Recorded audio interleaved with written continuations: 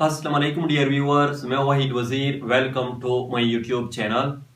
तो आज की इस वीडियो से हम क्लास 5th जनरल साइंस का जो फर्स्ट चैप्टर है वो स्टार्ट करने वाले हैं। तो ये एक इंट्रोडक्टिव लेक्चर है।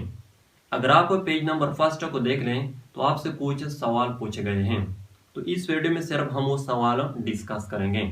तो फर्स्ट सवाल आपसे ये पूछा है, can you classify organism around you? क्या आप अपने इर्द गिर्द मौजूद जानदारों की दर्जाबंदी कर सकते हैं? दर्जाबंदी का मतलब है मुख्तलिफ ग्रुपों में तकसीम करना। तो आपसे ये पूछा है कि क्या आप अपने इर्द गिर्द मौजूद जानदारों को मुख्तलिफ ग्रुपों में तकसीम कर सकते हैं? तो आप इस क्वेश्चन के आंसर में लिखें, yes we can classify organism around us. जी हाँ, हम अपने इर्द गिर्द मौजूद जानदारों को मुख्तलिफ ग्रुपों में तकसीम कर सकते हैं, उसकी दर्जाबंदी कर सकते हैं। इसके बाद आपने क्या करना होगा, अगर आपके इर्द गिर्द मुख्तलिफ किस्म के जानवर मौजूद हैं, चाहे वो गाय है, भैंस है, बकरी है, बिल्ली है, कुत्ता है वगैरह, तो उसको एक अलग ग्रुप में रखें और ग्रुप को नाम दे दे एनिमल्स। इंसान भी इसी ही ग्रुप में रखें। इस तरह अगर आपके इर्द गिर्द मुख्तलिफ किस्म के पौधे मौजूद हैं, चाहे वो आम का पौधा है, अमरूद का है, अंगूर का है, सेब का है वगैरह, तो उसको एक अलग ग्रुप में रखें और उसको नाम दे दें प्लांट्स। ग्रास जो है, घास, वो भी इसी ही ग्रुप में रखें। इस तरह अगर आपके इर्द गिर्द मशरूम मौजूद हैं, कम भी, तो उसको एक अलग ग्रुप में रखें और ग्रुप को नाम दे दें फंजाई। बाज लोग इसको फंगाई प्रोनाउंस करते हैं और बाज लोग इसको फांगी प्रोनाउंस करते हैं।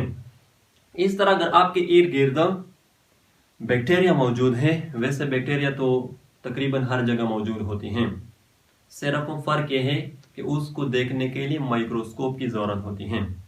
तो बैक्टीरिया को एक अलग ग्रुप में रखें और उस ग्रुप को नाम दे दें बैक्टीरिया। सेकंड सवाल आपसे ये पूछा है, are the flowering plants different from one another? क्या फूलदार पौधे एक दूसरे से मुख्तलिफ होते हैं? फूलदार पौधे वो पौधे होते हैं जो फ्लावर्स यानी फूलों को पैदा करती हैं। तो आपसे ये पूछा गया है कि फूलदार पौधे एक दूसरे से मुख्तलिफ होते हैं। तो आप इस क्वेश्चन के आंसर में लिखें, yes flowering plants are different from one another. जी हाँ, फूलदार पौधे एक दूसरे से मुख्तलिफ होते हैं। किस तरह, मैं आप लोगों को समझाता हूं। अगर हम स्टेम को ले लें, स्टेम, तो फ्लावरिंग प्लांट्स के जो स्टेम होते हैं वो एक दूसरे से मुख्तलिफ होते हैं। बाज का स्टेम बड़ा होता है, बाज का छोटा होता है।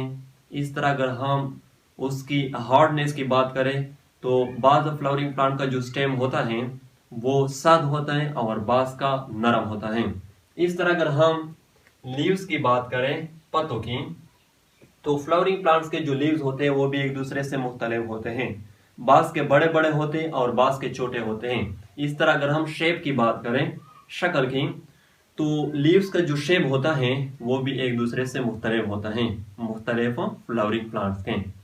इस तरह अगर हम फ्लावर्स की बात करें, फूलों की, तो फ्लावरिंग प्लांट्स के जो फ्लावर्स होते हैं वो भी एक दूसरे से मुख्तलिफ होते हैं। बाज के बड़े बड़े होते हैं और बाज के छोटे होते हैं। इस तरह अगर हम कलर, रंग की बात करें तो वो भी मुख्तलिफ होता है फ्लावर्स का।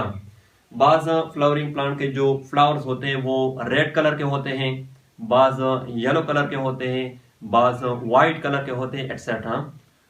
इस तरह अगर हम फ्रूट्स की बात करें, फलों की, तो फ्लावरिंग प्लांट्स के जो फ्रूट्स होते हैं वो भी मुख्तलिफ होते हैं। बाज के बड़े बड़े होते हैं और बाज के छोटे होते हैं। इस तरह अगर हम कलर की बात करें, रंग की, तो फ्लावरिंग प्लांट्स के जो फ्रूट्स होते हैं उसका जो कलर होता है वो भी मुख्तलिफ होता है। आम का जो फ्रूट होता है उसका कलर येलो होता है। बनाना का जो फ्रूट होता है वो भी येलो कलर का होता है। सेब का जो फ्रूट होता है वो रेड कलर का होता है। तो फ्रूट्स का जो कलर होता है वो भी एक दूसरे से मुख्तलिफ होता है। ठीक है। इस तरह अगर हम हैबिटेट की बात करें, रहने की जगह, तो बाज फ्लावरिंग प्लांट्स पानी में रहते हैं और बाज जमीन के ऊपर रहते हैं। तो फ्लावरिंग प्लांट्स जो है यानी फूलदार पौधे वो एक दूसरे से मुख्तलिफ होते हैं। थर्ड सवाल आपसे ये पूछा गया है, why protection of organism is necessary for the existence of the world?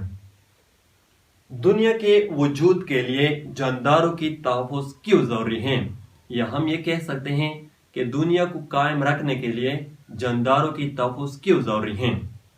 तो आप इस क्वेश्चन के आंसर में लिखें, protection of organism is necessary for the existence of the world because all organism are interdependent. दुनिया के वजूद के लिए या दुनिया को कायम रखने के लिए जानदारों की तहफ़्फ़ुज़ इसलिए ज़रूरी है क्योंकि ऑर्गेनिज्म जो है जानदार वो एक दूसरे पर डिपेंडेंट होते हैं, इन्हिसार करते हैं। डिपेंडेंट का मतलब यह है कि जब कोई एक किस्म का ऑर्गेनिज्म दुनिया से ख़त्म हो जाता है तो उसके साथ दूसरे किस्म का ऑर्गेनिज्म जो है उसकी ज़िंदगी भी डिस्टर्ब हो जाती है, मुश्किल में पड़ जाती है। किस तरह, मैं आप लोगों को एग्जाम्पल देता हूं। प्लांट जो है, पौधे, ये क्या है? ये ऑर्गेनिज्म है। आप लोगों को पता है कि प्लांट्स में एक मशहूर प्रोसेस होता है जिसका नाम है फोटोसिंथेसिस।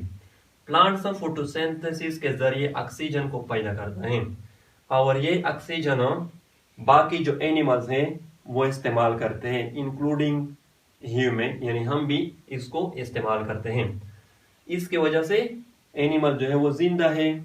अगर ऑक्सीजन जो है ये ख़त्म हो जाए तो एनिमल जो है वो शायद मर जाएंगे, क्योंकि इसके बाहर जिंदगी जो है वो पॉसिबल नहीं है। ठीक है। और साथ साथ प्लांट से हम मुख्तलिफ किस्म की खुराकें भी हासिल करते हैं।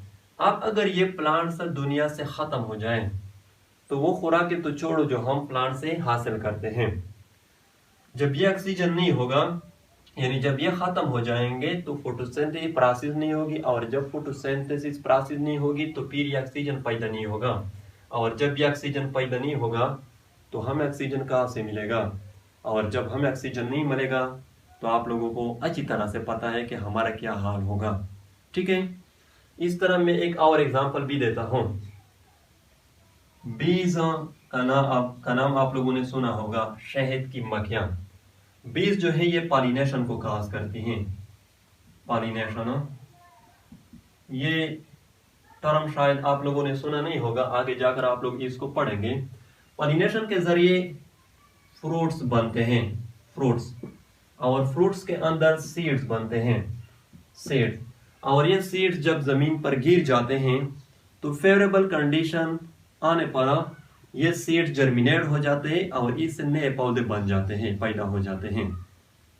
अब अगर ये बीज जो है ये खत्म हो जाए, बीज, तो पॉलिनेशन नहीं होगी, और जब पॉलिनेशन नहीं होगी तो फिर फ्रूट्स नहीं बनेंगे, और जब फ्रूट्स नहीं बनेंगे तो फिर सीड्स नहीं बनेंगे, और जब सीड्स नहीं बनेंगे तो प्लांट जो है, नए पौधे जो है वो पैदा नहीं होंगे, और अगेन जब नए पौधे पैदा नहीं होंगे तो ऑक्सीजन की कमी होगी, और जब ऑक्सीजन की कमी होगी तो फिर हमारा हाल क्या होगा ये आप लोगों को पता है। ठीक है। इस तरह मैं एक और एग्जांपल देता हूँ। अच्छा, यहाँ पर ये भी नोट कर लें, 9th क्लास का जो बायोलॉजी बुक है उसके 3rd चैप्टर में ये जिक्र किया गया है कि 1,30,000 प्लांट जो है ये 20 पर डिपेंडेंट है पॉलिनेशन के लिए।